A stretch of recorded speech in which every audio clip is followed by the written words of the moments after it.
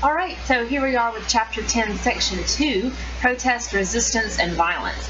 What we're going to be looking at here is ways or different events that happen or things that, phenomena that occur in the early 1850s that further agitate the slavery question. So where we last left off was we had the Compromise of 1850, which is called a compromise, which might suggest that it smooths things over and might suggest that it gets everybody happy, but it does not.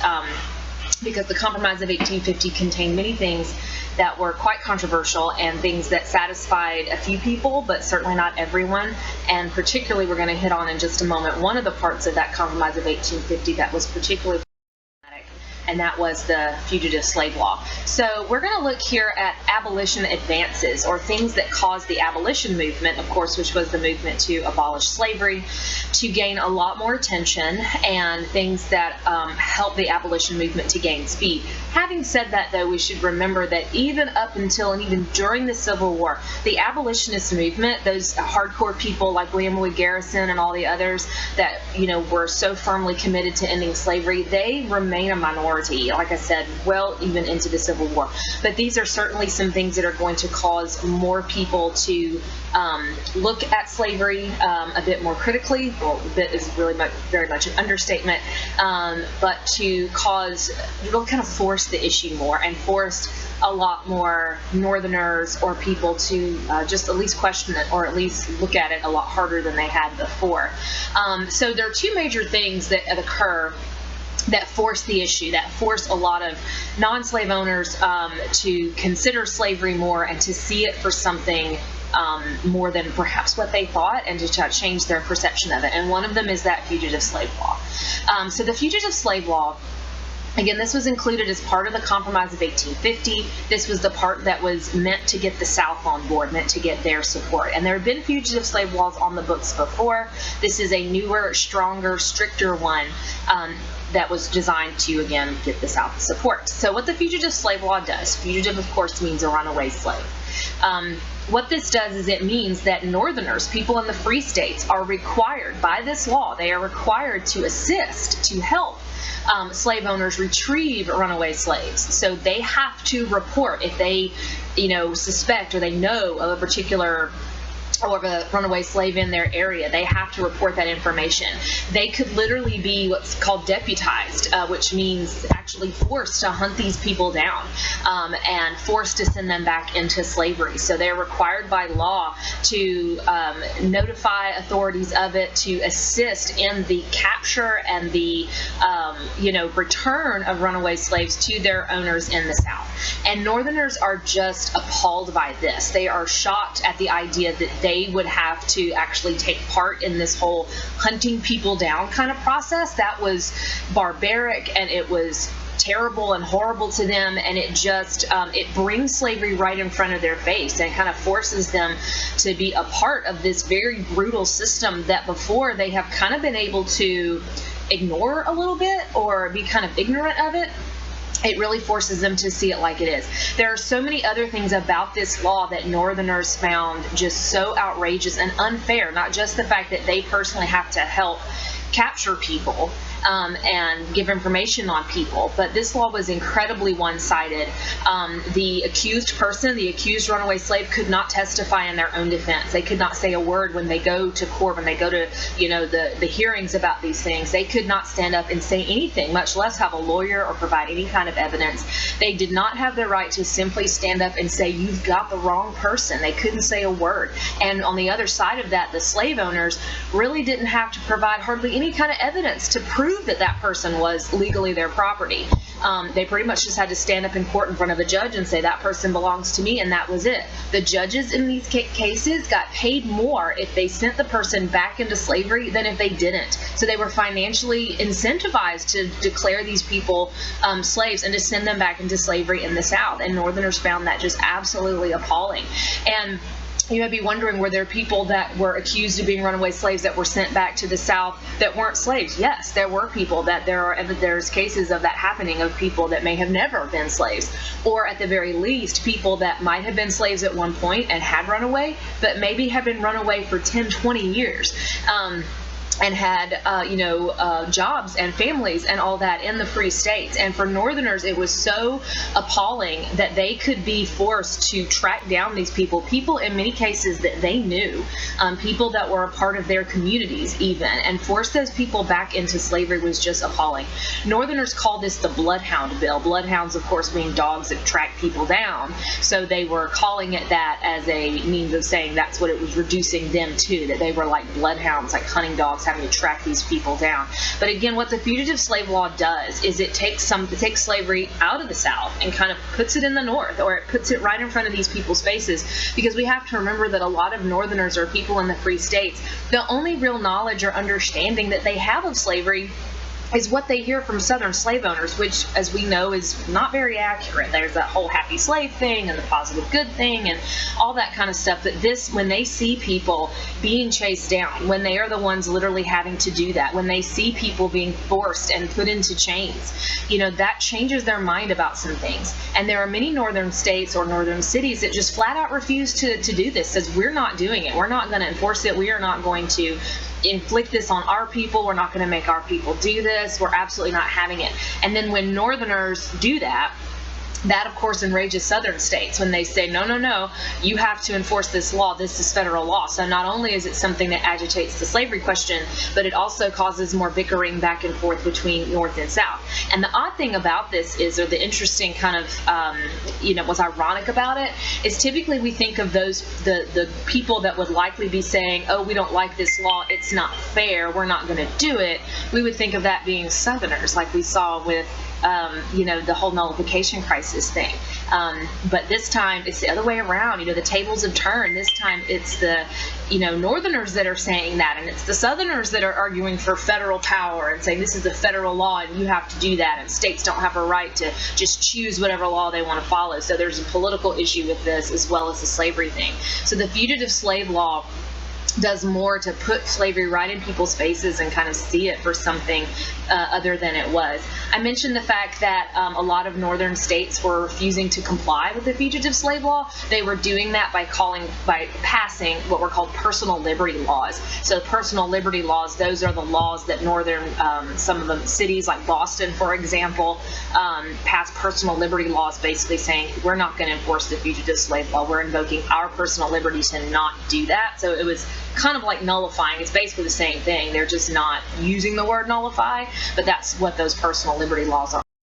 So the Fugitive Slave Law kind of backfires on the South. It kind of ends up being something that turns more people against slavery rather than helping them get a lot of people back, although there are hundreds of slaves, both those that were runaway slaves and those that were probably free, that are forced into slavery because of it. The next major thing that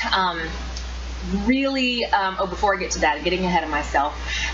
Speaking of runaway slaves, one of the phenomenon that was taking place that many of you are probably aware of, you've probably learned about it lots of times before, and that of course is the Underground Railroad. So we should mention that that's one of several ways that slaves are escaping, because there were plenty. Southern slave owners would love to hide the fact that slaves run away, because to them that would invalidate, that would undermine their whole argument that slaves are happy and that it's no big deal. But there, of course, were hundreds that ran away to the northern states, to Canada, places like that. And a lot of that was via the Underground Railroad, which was, of course, not an actual railroad, but a network of hiding places, that slaves would, or escaping slaves, fugitive slaves, would use to escape to the north, more likely to Canada, where things like the Fugitive Slave Law would no longer apply. And people were accomplices on the Underground Railroad.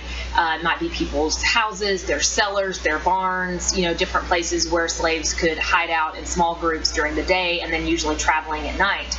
And there were different things that they would use to kind of denote a house or a place as a safe spot. There might be a way that they put a cloth or like a flag or something outside the home, or a way that they hung their lanterns or something to say that this was kind of a safe place. but just an underground movement, not literally underground, but underground as in secretive, to help people escape. And of course, when we think of the Underground Railroad, we can't not mention Harriet Tubman, that I know a lot of you are familiar with. She is certainly one of the most famous conductors, as they were called, on the Underground Railroad. Conductors were, of course, the guides that would lead these small groups of people from one safe place to another, one spot or one station on the Underground Railroad to freedom. And she was a former slave herself who escaped slavery, but then went back to the South several times, helping several hundred people escape. But the Underground Railroad itself, just represents that resistance, and it just represents everything that white Southern slave owners didn't want everybody else to know, that slaves were actively resisting constantly, whether it was through running away or through just working slowly or something like that. That resistance was a constant thing that they were doing to resist particular situation.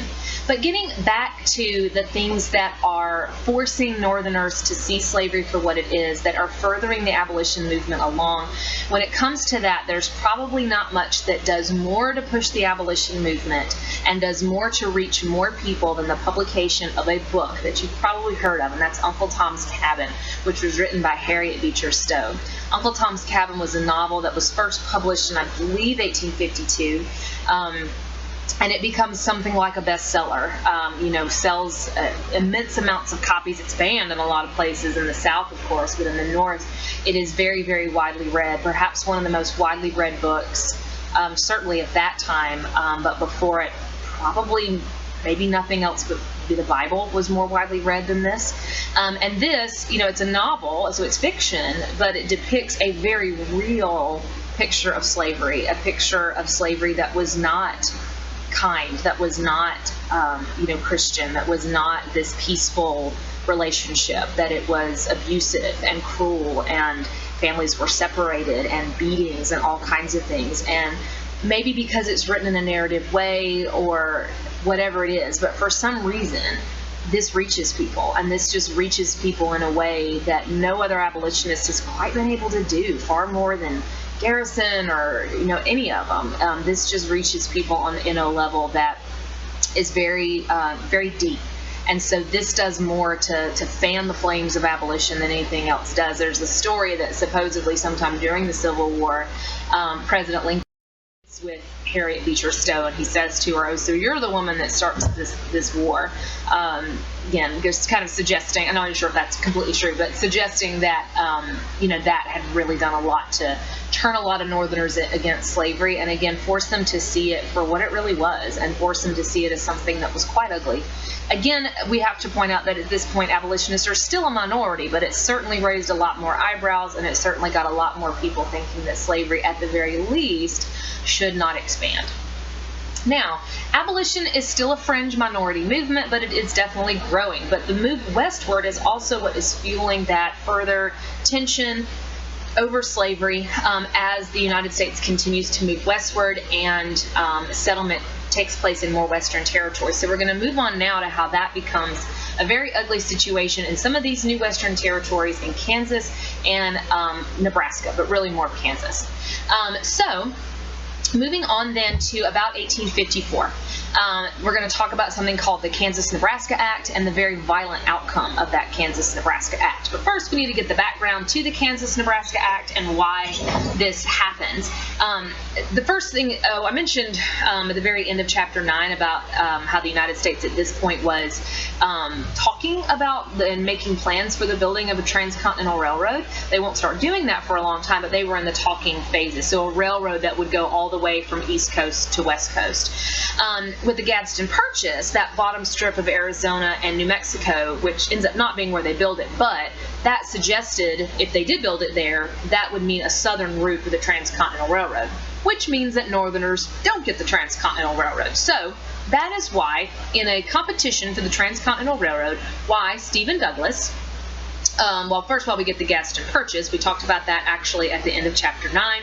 So that was the reason why that piece of land was purchased, because it was flat, and the idea that that might be a suitable place to build a transcontinental railroad. But that's going to mean a southern route. That would mean it would be going through the south, which a lot of northerners said, no, no, no, we want the transcontinental railroad to go through northern states, because that's all kinds of economic boom that would come with that. So it's because of that that Stephen Douglas is going to hastily throw together something called the Kansas-Nebraska Act. You may recall Stephen Douglas, a senator from Illinois, remember the champion of popular sovereignty, talked about that in section 1, and that he's the one that was credited with getting the Compromise of 1850 through Congress. And then he also becomes known for this Kansas-Nebraska Act. So what he's trying to do here is to get the Kansas Territory and the Nebraska territories organized so that they could become the North. He's from Illinois. And if you look on the map here, there's Illinois, and then Kansas and Nebraska right here. The North would become a possible route for the Transcontinental Railroad as well. So that's what he's trying to do, is to get these organized so they can be settled and go from there. Kansas-Nebraska Act, as far as what it says, is pretty simple. It organizes the Kansas and Nebraska territories, names them, sets them up. And as far as the slavery question, it says popular sovereignty. You may recall, not only Douglas is the champion of popular sovereignty, but that is the idea that the people living in a territory would decide. So it's saying we're going to let the people, once those areas get settled and they get enough folks, they're going to have a vote at some point, and they will decide whether or not they are going to allow slavery. So this is going to be the first real test of popular sovereignty, because it really hasn't been put through the ringer yet. That's been set up in the Mexican cession, but those areas are not near populated enough yet to kind of try it out. So here we go with what's going to happen. Again, Douglas truly believes, as a lot of popular sovereignty truly believed, that this was the peaceful way, the only real way to solve the slavery question. And they believed firmly that people would make a decision that was amicable for everyone and do that in a peaceful way. But as we're going to see, they turned out to be quite wrong about that. So when Kansas is opened up for settlement, it's almost as if, and this is exaggerating just to kind of give you a mental picture, but it's almost as if everybody's just kind of standing there, at the border to Kansas, just waiting for them to say go, so they can all just rush in there as fast as they can and try to get the, the majority first, the slaveholders and the non-slaveholders. So when Kansas is opened up for settlement, there's kind of this mad dash, people running in there to try to settle it quickly, so that it can be ready for, get the number, whatever that is, that they need in order to vote on the slavery thing. So it's opened up for settlement about 1854. Sometime in 1855, they have enough of these, settlers there to have an election, form a constitution, all that kind of stuff. This is the moment of truth. This is the moment where we're going to put popular sovereignty to the test. Among other things that they are voting for is whether or not Kansas is going to allow slavery or not. Well, here's the thing. In Kansas, the majority of the settlers there were probably non-slaveholders. But when the election takes place, when the vote takes place about whether or not they're going to allow slavery, it overwhelmingly comes out pro-slavery. And the reason for that was not actually because you had mostly pro-slavery settlers. It's because there was voter fraud and a lot of people voting illegally. A lot of people voting in this election or this referendum, whatever you want to call it, were people that get called border ruffians. These border ruffians were actually not citizens of Kansas, not residents of Kansas. They were residents of Missouri mostly, which was a slave state, that went into Kansas and voted illegally on that day to vote for slavery and then cause a big mess. So when the results come in, it looks like the slavery side won, but the anti-slavery side says, no way, that wasn't legitimate. People voted illegally. We're not accepting it. And so we don't have an amicable decision, and there's no clear winner. And that results in, as you may have guessed, fighting. This results in eventual bloodshed between the two sides in a incident, or a situation rather, because it's not just a one-time thing, known as Bleeding Kansas. So Kansas erupts in violence called Bleeding Kansas, kind of like a mini civil war almost that's taking place in Kansas, with these raids and these attacks going on here and there, and both sides kind of retaliating against each other, fighting between those non-slavery settlers and pro-slavery settlers in Kansas. And this becomes a big national issue, a big national crisis, as everybody's kind of watching what's happening in Kansas. and everybody's blaming each other for it. The pro-slavery people are going, see, look what happens when you don't accept the results of the election. And of course, the anti-slavery people are saying, no, it's the pro-slavery people's fault. It just becomes something that everybody's kind of watching and blaming each other for, and another way for the two sides to be in conflict with each other. It also delays Kansas' statehood. They will not officially become a state actually until after the Civil War, because Congress won't accept these results, and they're just kind of battling it out there in Kansas. The other thing that's really, really important about Bleeding Kansas is what this demonstrated about popular sovereignty. This was the first real test of popular sovereignty. This was the moment where it was going to have its day in court, as it were, and it failed. This showed that popular sovereignty maybe wasn't the answer. In this particular case, at least, popular sovereignty did not work out, and it was not the peaceful answer that a lot of people like Stephen Douglas have supported it as. Now, people like Stephen Douglas are going to say, no, it will work. It just was a bad situation. When people are violent and people don't do it right, this is what you get, but it could still possibly work. So he's still banking on that. But a lot of people are questioning that at this point, and whether or not popular sovereignty is something that could ever work. Leads to even further tension in Congress. It's become such a big issue. Again, it really becomes something that is an issue outside of Kansas itself. This eventually leads to an incident in Congress known as Bleeding Sumner. And everything I'm about to list under here has to do with Bleeding Sumner. So Congress is, among the many topics that summer, that year, and that is Sumner, not Summer. You're talking about Sumner, it's a guy's name.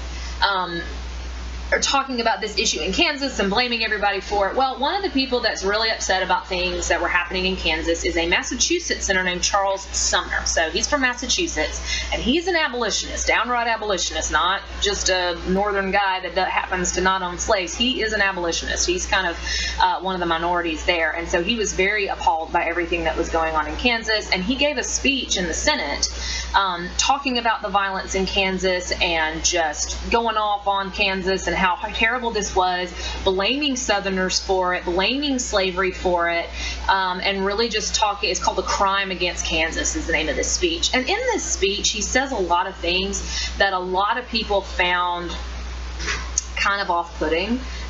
He used a lot of language that a lot of people felt was inappropriate, kind of some stuff that, it was one of those situations where a lot of people might have agreed with what he was saying, but thought he was too harsh or too kind of nasty with his words.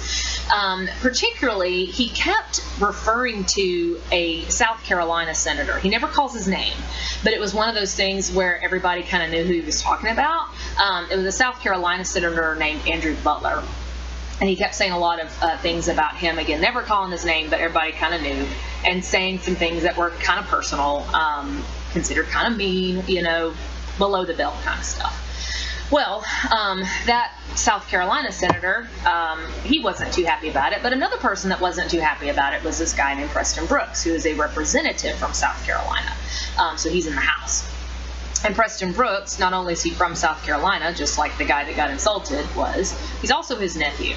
So not only was his fellow South Carolinian insulted, but his uncle has been insulted, his family's been insulted, and so Preston Brooks decides to go in and pay Charles Sumner a little visit one afternoon, and basically takes his cane and beat him nearly to death with it. Just beat him like crazy right there on the floor of the Senate, which is what you see depicted in this cartoon right here.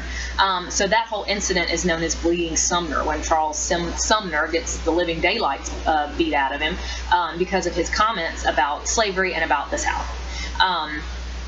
And I know everybody always laughs about it, and it's kind of amusing, I suppose, to think about, but Charles Sumner was very badly injured.